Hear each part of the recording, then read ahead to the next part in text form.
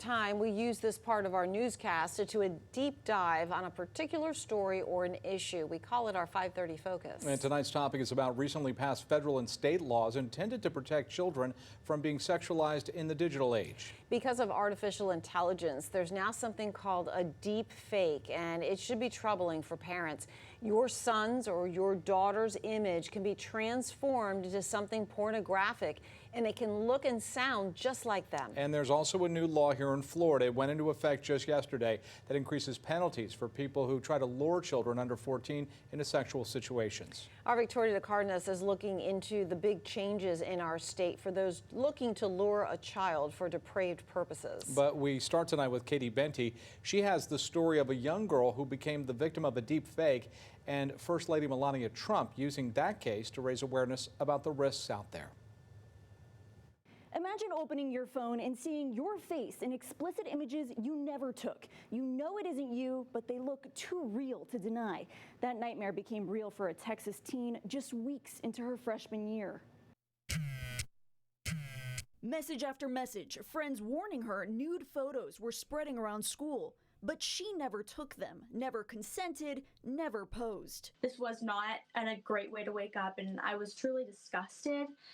My brain went to so many different areas. I had so many questions, and there was so much I wanted to say, but I just was speechless. Her name is Elliston Berry, now 16 years old. But she was just 14 when a classmate took a photo from her Instagram, ran it through an app like this one using AI to strip away her dress, then blasted the fake photo on social media.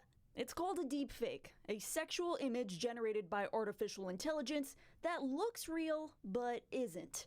And in Elliston's case, it spread online for months. Elliston, I want to ask you, when you realized that this fake image could potentially be living online forever, what went through your mind?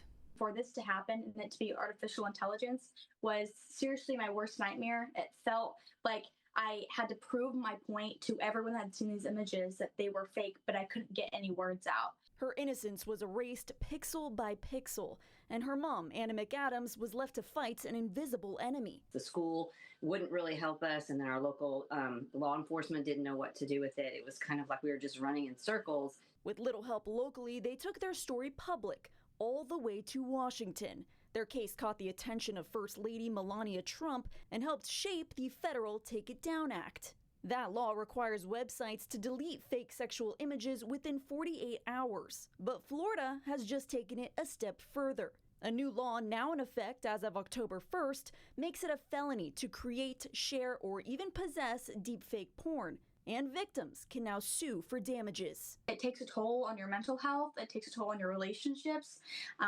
It gives you fear about the future. You've got to be proactive as a parent. Go ahead and have those conversations. It could have happened to a child, a little bitty child, teenager, adult. If this happens to you, save the evidence. Screenshot it, report it to the platform, and call the police. Back to you.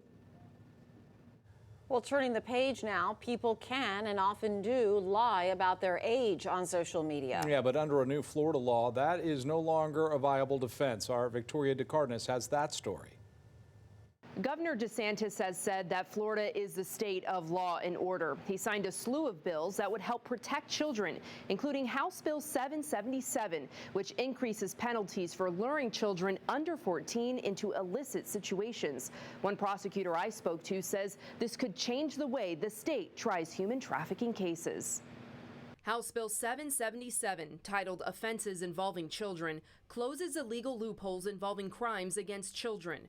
Under this new law, there are harsher penalties for anyone who lures or entices a minor under 14 years old. Previously, Florida law stopped at 12. It creates language that essentially brings those statutes into line with other crimes that would involve sexual activity, for instance, with children. State Attorney for the 19th Judicial Circuit, Tom Bacadal, says the changes in language will have a huge impact on human trafficking cases. It's giving us more tools in the arsenal to protect children. Under the old statute, enticing a child was a misdemeanor. That charge has been bumped up to a third-degree felony, which could carry up to 5 years in prison.